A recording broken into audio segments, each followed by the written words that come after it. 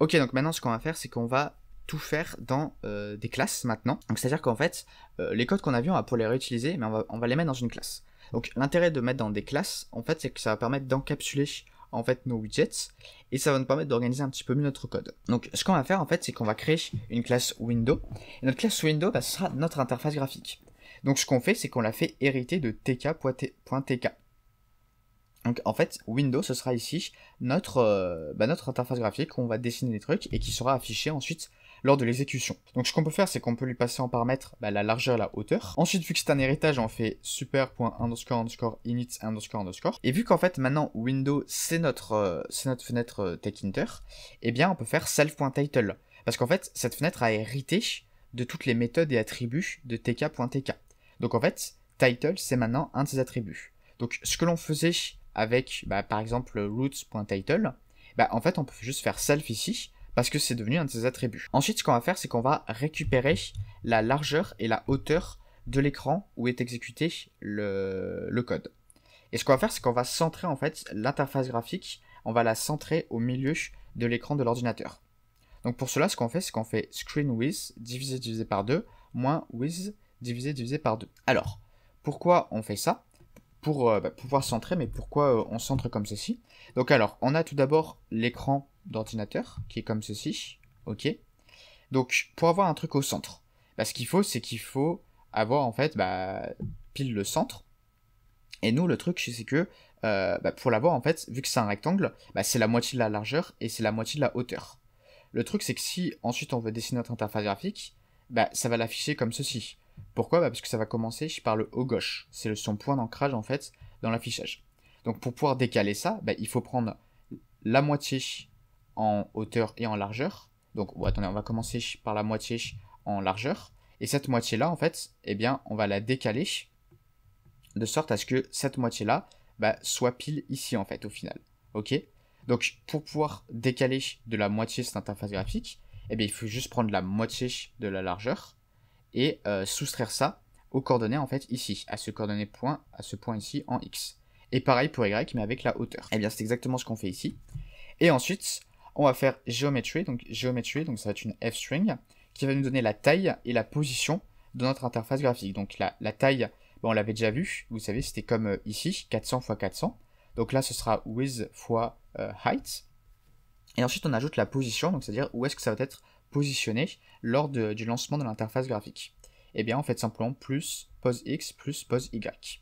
Et ensuite, on fait self.geometry, entre parenthèses géométrie. Ensuite, on peut changer la couleur de fond, donc on peut faire par exemple self.config bg égale à blue, ou alors on peut faire, alors là j'ai juste oublié, on peut faire self entre crochets bg égale à blue. Voilà. Alors ensuite, ce qu'on va faire, c'est qu'on va créer par exemple deux labels.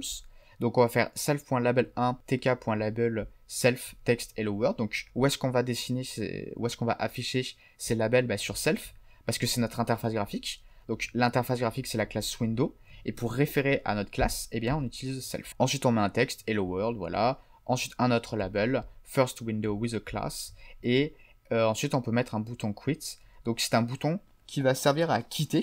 Donc en fait, ce qu'on fait, c'est qu'on met, pareil, où est-ce qu'on l'affiche sur self, et on fait text égal à quit, et la commande c'est self.destroy. Donc ça, c'est pour détruire littéralement l'interface graphique, donc c'est pour l'arrêter. Juste dire que quand ce bouton, la commande qui lui sera associée, donc ce ne sera pas une méthode ou une fonction comme on avait fait jusqu'à maintenant, ce sera self.destroy, et on va le mettre tout en bas. Donc pour cela, on a, je vous montre un autre truc, c'est pack et side. Donc side, c'est de quel côté en fait on va le mettre. Donc les sides qui sont possibles, c'est left, right, top et bottom. Donc left, ça veut dire que le bouton il va être mis tout à gauche. Right, ça veut dire qu'il va être mis tout à droite. Top, il va être mis en haut. Et bottom, il va être mis en bas. Et là, ce qu'on fait, c'est que je fais tk.bottom, où j'aurais pu juste mettre aussi une chaîne de caractères qui s'appelle bottom. Donc ça, c'était notre interface graphique, qui est contenue, qui encapsule tout ceci dans une classe. Donc la classe encapsule en fait nos labels, et la classe elle-même en fait, elle représente elle-même en fait l'interface graphique. Et ensuite, ce qu'on va faire, c'est qu'on va l'instancier. Donc on peut donner des valeurs à width et height, donc il y en a par défaut, mais on peut les changer. C'est juste que si on les met pas, si on met absolument rien ici, par défaut ce sera 100 et 100. Et ensuite, comme d'habitude, on fait mywindow.mainloop, donc on récupère l'interface graphique. Donc avant c'était root ou screen, là ce sera main loop, donc ce sera notre interface graphique ici, vu que c'est my window ici, parce que notre interface TechInter, c'est l'instance de window qui est stockée dans une variable qui s'appelle myWindow. Et ensuite je fais mywindow.mainLoop. Si j'exécute ça, donc voilà ce que ça fait. Donc nous avons un Hello World, first window with a class, et nous avons le bouton quit qui est juste en bas. Et si j'appuie sur quit, vous avez vu que ça a mis du rouge et ça a fermé. Donc c'est à ça que sert ce paramètre que j'ai oublié volontairement, qui est active background égale arrêt. Donc quand le bouton, on clique dessus, donc le active background, ça va être la couleur qu'il va avoir quand il est actif, c'est-à-dire quand on a cliqué dessus. Et quand il est actif, donc quand on a cliqué dessus, il s'affiche en rouge, enfin le fond est en rouge, et c'est exactement ce que vous avez vu avant que la fenêtre se ferme. Et je n'ai pas eu à appuyer sur la croix rouge parce que ce bouton n'a pas besoin en fait d'attendre qu'on appuie sur la croix rouge, parce que le but de ce bouton, sa fonctionnalité, c'est justement d'arrêter l'interface graphique, et ça c'est fait grâce à self.destroy qui est ici, qui est une méthode en fait qui a déjà été créée par TechInter.